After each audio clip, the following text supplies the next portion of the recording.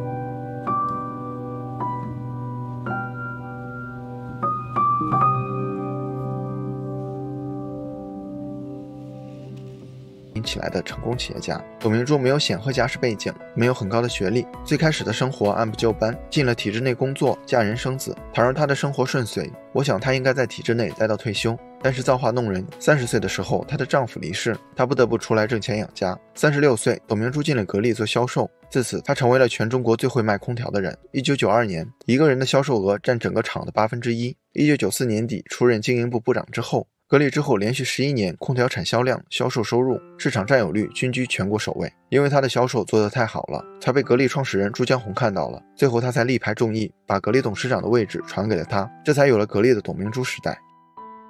老干妈陶华碧家境贫穷，一天学都没有上过，20多岁丈夫又病逝，还留下了2个孩子。陶华碧的年轻时期算得上是悲剧，但她没有气馁，为了生存就摆摊卖凉粉，这是一个手艺活。万万没有想到的是，自己研制出来的免费配凉粉的麻辣酱居然大家更买账。就这样，他干脆关了小摊，专门做辣酱。他不懂什么营销，就专注于口味，免费放别人店里进行售卖。就这样，凭借着过硬的口碑和味道，这才有了后来火到全世界的老干妈。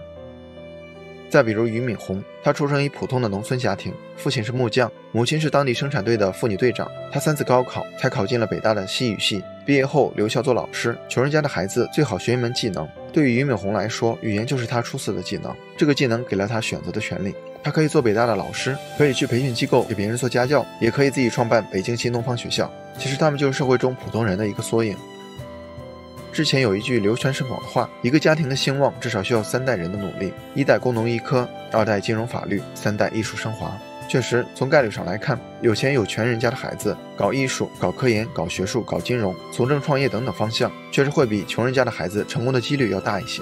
因为有些行业是需要投入大量的时间和金钱的，有些行业是要拼社会关系的。普通人的人生中没有那么多的贵人和奇迹，所以没有伞的孩子，那就只能比别人更努力的奔跑。无论是打工还是创业，回归到本质就是把自己的事情做好。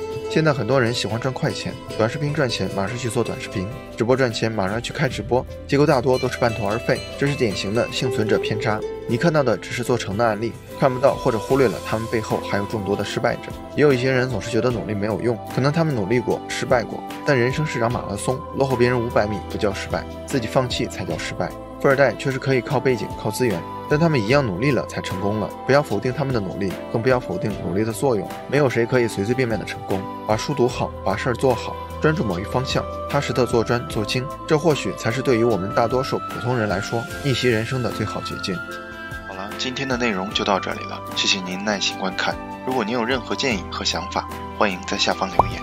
如果您喜欢星河的内容，还望订阅星河百度频道，点赞和分享给更多的朋友。星河将不胜感激，继续分享更多有关成长的优质内容。一个人可以走多远，关键在于与谁同行。愿成长之路有你我相伴。这里是星河百度，我们下期不见不散。